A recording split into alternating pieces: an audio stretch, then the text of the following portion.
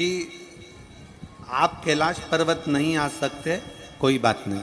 आप कैलाश नहीं जा सकते, कोई बात नहीं। आप केदार नहीं आ सकते, कोई बात नहीं। आप अमरनाथ नहीं आ सकते, कोई बात नहीं। आप बद्रीनाथ नहीं आ सकते, कोई बात नहीं। आप कैलाश मानसरोवर नहीं आ सकते, कोई बात नहीं। शिव महापुराण की कथा कहती आप भले कैलाश पर मत आओ, पर एक काम करो, मैं कैलाश पर रहता हूं तो मेरा नाम लेकर अपने दिल को कैलाश बना लो। मतलब कैलाश से क्या मतलब है कि अपने मन को ठंडा बना।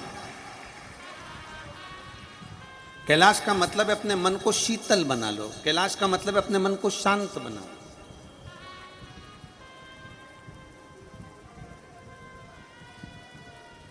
अपनी चित्त वृत्ति को थोड़ा शीतलता दीजिए। कैलाश पर बैठने से भगवान नहीं मिल जाएगा। आप अपने घर पर रहो, खेती में काम करो, परिवार को संभालो, कुटुंब में रहो, जो भगवान ने आपको काम दिया है वो कार्य करिए।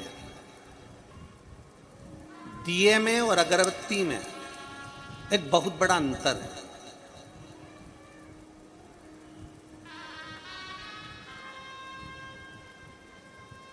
बोलो री मेरी जीजियों, सही है कि गलत है? दीपक में, दिए में और अगरबत्ती में बहुत बड़ा अंतर है।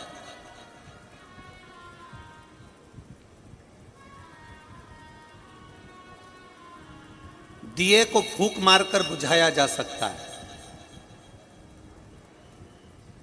पर तुम में से, हम में से किसी की सामर्थ्यता नहीं है कि अगरबत्ती को फूंक मारकर कोई बुझा दे। बुझाएगा? जम के तो बोलो जरा। दिए को फूंक मारकर बुझाया जा सकता है, पर अगरबत्ती को फूंक मारकर नहीं बुझा सकते। उसका एक कारण है, क्योंकि अगरबत्ती महकती है और जो दुनिया में महकता है उसको बुझाया नहीं जा सकता। दिए को फूंक मारकर बुझा सकते हो, पर अगरबत्ती को फूंक मारकर नहीं बुझा सकते, क्योंकि अगरबत्ती महकती है। आप दीपक बनो मना नहीं, प्रकाशित हो मना नहीं, पर साथ में अगरबत्ती जैसी महक रखिए।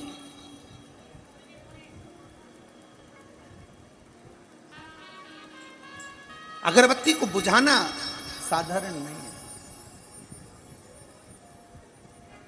अगरबत्ती को बुझाना कोई साधारण विषय नहीं है।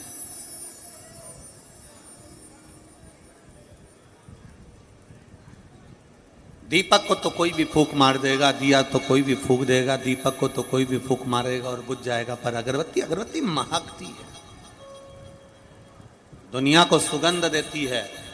आप अपने लिए और दुनिया के लिए दोनों में अंतर है कि अपने लिए बाद में जियो, पहले प्रयास करो कि हमारे नज़दीक में अगर कोई भूखा है, प्यासा है, हमारे घर के पास में कोई तकलीफ में है, तो उसके लिए भी थोड़ा जीने का प्रयास करो। और वो सुखी है ना तो आप सुखी हो। हमारा सनातन धर्म कहता है घर में बनने वाली एक रोटी हम गौ माता को देते हैं। हमारा सनातन धर्म कहता है हमारे घर में बनने वाली एक रोटी हम कुत्ते को देते हैं। हमारा सनातन धर्म कहता है हम एक रोटी हम किसी ना किसी रूप में उसको टुकड़े टुकड़े कर कर पक्षी को देते हैं। हमारा सनातन धर्म कहता है हम रोटी का टुकड़ा टुकड़ा कर कर चींटियों को देते हैं। क्यों देते हैं? किस लिए देते हैं?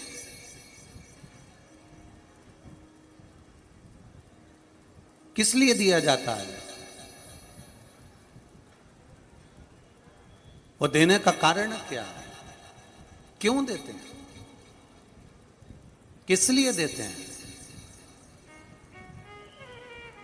कभी विचार करा आपने?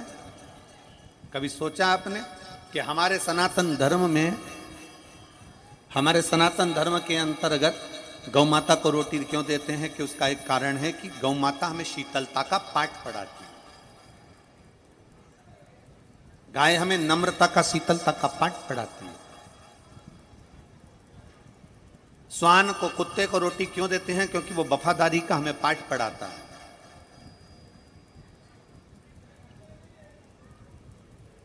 हमें तो ये बात समझ में नहीं आती आज तक भी कि किसी ने कहा कि संगत का रंग जल्दी आता है।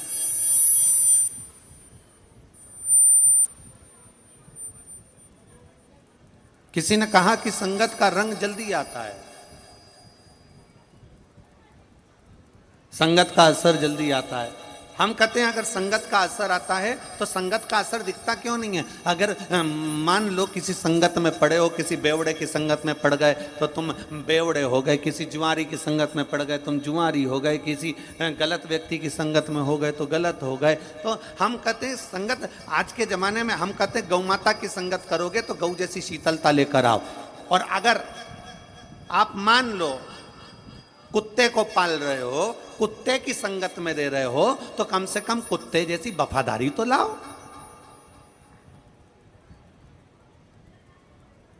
संगत का अगर असर करना है तो गौ माता जैसे गाय के साथ रहो तो शीतलता लेकर आइए।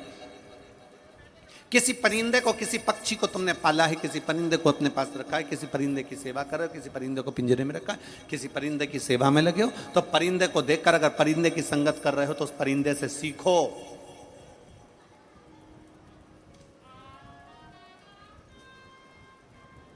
कि वो उड़ान भरता है, उड़ता है, उड़ता है, उड़ान बढ़ता है और आखिरी में उड़ने के बाद वापस घूमकर यहां आकर बैठ जाता। परिंदा हमें बता रहा है कि शीतलता पाने के लिए, मन की शीतलता के लिए तुम उड़ो, मना नहीं, बहुत ऊंचे उड़ो, पर उड़ने के साथ में थोड़ा अपने लिए भी जियो, अपने लिए आनंद के साथ जियो, थोड़ी शीतलता अपने भीतर। चींटियां कह रही हैं कि देखो हम क्रम में चलते हैं। चींटियां कैसी चलती है? लाइन में, एकदम क्रम में चलती हैं। चींटी के पीछे चींटी, चींटी के पीछे चींटी, चींटा चींटी, ये सब क्रम में चलते हैं, सब लाइन में चलते हैं, सब क्रम में जा रहे हैं, सब लाइन में जा रहे हैं। चींटियां हमें सीख देती है कि परिवार में, नातों में, रिश्तों में, कुटुंब में, कबीले में हमेशा सबको साथ लेकर चलिए। चींटी अकेली नहीं चलती, अकेली चलती है तो भटक जाती है। चींटी अपने क्रम में चलती है, लाइन से चलती है, सबको साथ लेकर चलती है।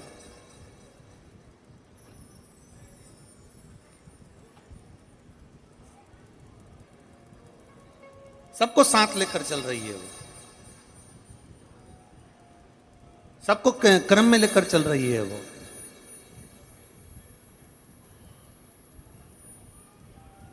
परिवार, नाते, रिश्ते, कुटुंब, कबीला, इन सबको क्रम में लेकर चलना पड़ता है।